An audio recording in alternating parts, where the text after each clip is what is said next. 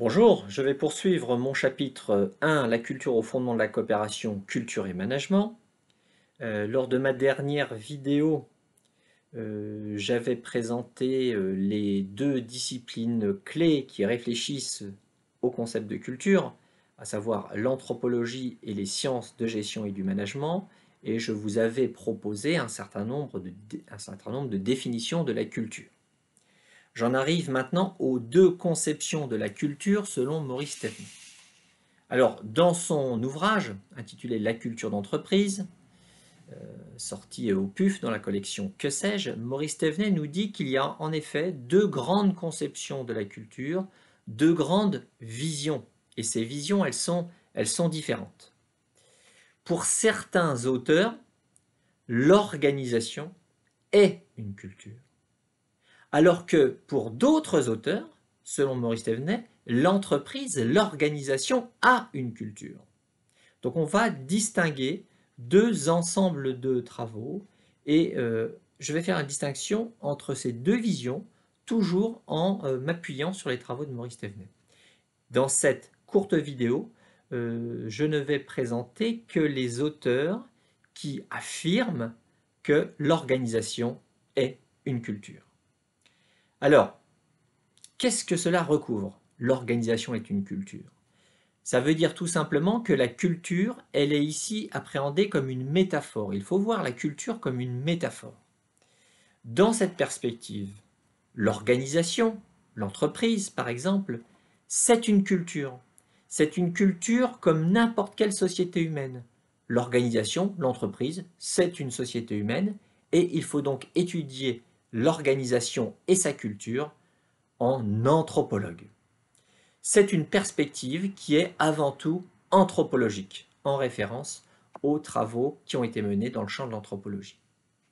Alors, si on affine le regard, ce que l'on peut dire, c'est que dans cette perspective anthropologique, ou en lien avec cette perspective anthropologique, on va trouver plusieurs courants de recherche qui vont en fait aborder la culture sous cet angle-là, sous l'angle anthropologique.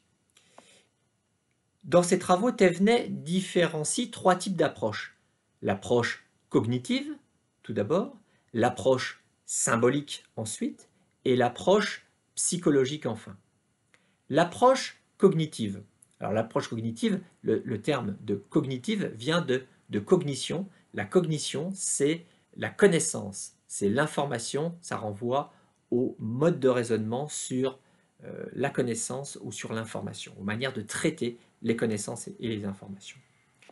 Alors cette approche cognitive, elle va s'attacher à mettre en évidence des connaissances, des croyances, des systèmes de représentation qui sont communs aux individus qui sont membres de la même organisation. Et donc cette approche cognitive, elle va insister beaucoup sur ce qui est partagé par les membres de l'organisation. Elle insiste beaucoup sur ce qui va les aider à fonctionner dans le système organisationnel. Par exemple, un auteur comme Schein, dont j'ai parlé dans ma dernière vidéo, pour Schein, eh bien, les croyances et les connaissances permettent de résoudre des problèmes que rencontrent les acteurs dans l'organisation. Donc la culture, à ce titre, elle a aussi une utilité concrète et c'est un gage d'efficacité. Voilà pour l'approche cognitive. L'approche symbolique maintenant. Cette approche symbolique, elle va s'intéresser au sens construit dans l'organisation.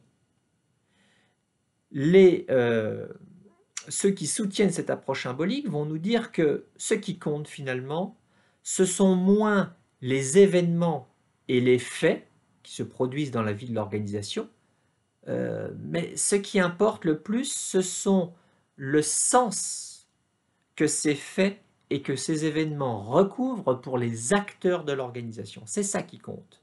Le sens que les événements et les faits recouvrent pour les acteurs de l'organisation. Et donc la culture, elle va justement traduire ce sens commun. Et à ce titre, la culture, elle permet de réduire l'anxiété, elle permet de réduire l'angoisse dans l'organisation. On pourrait dire, si je prends une image, On pourrait dire que la culture, elle agit comme un anxiolytique qui calme les membres de l'organisation, qui les apaise. Alors on pourrait rattacher un auteur très connu comme Karl Weick, Weick W-E-I-C-K, Karl Weick a l'approche symbolique des organisations. Karl Weick, c'est un psychosociologue des organisations qui a fondé une approche théorique des organisations qui s'appelle le sense-making. Le sense-making qui est en fait l'art de créer du sens. Donc Weick s'intéresse au processus de création du sens dans l'organisation. Ça rejoint tout à fait l'approche symbolique de la culture ou de l'organisation. Donc je vous ai parlé de l'approche cognitive, de l'approche symbolique, et j'en arrive à l'approche psychologique. Cette dernière approche, je suis toujours dans la perspective anthropologique, cette dernière approche, elle applique à l'organisation en fait des théories qui sont habituellement utilisées pour les individus, pour les personnes, comme la psychanalyse par exemple. Dans cette perspective, l'organisation, elle va se développer comme une collectivité qui aurait sa psychologie. Vous mettrez le terme de psychologie entre guillemets. C'est une image. Ainsi, par exemple, pour certains auteurs, pour certains chercheurs, l'organisation aurait un inconscient. Donc, vous voyez bien le parallèle avec les individus et les travaux de Freud.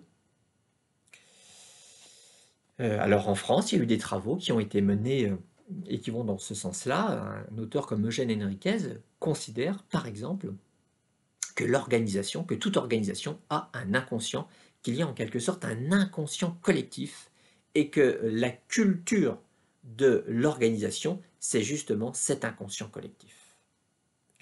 Voilà, l'approche cognitive, l'approche symbolique, l'approche psychologique, ce sont des déclinaisons de la même perspective, la perspective anthropologique.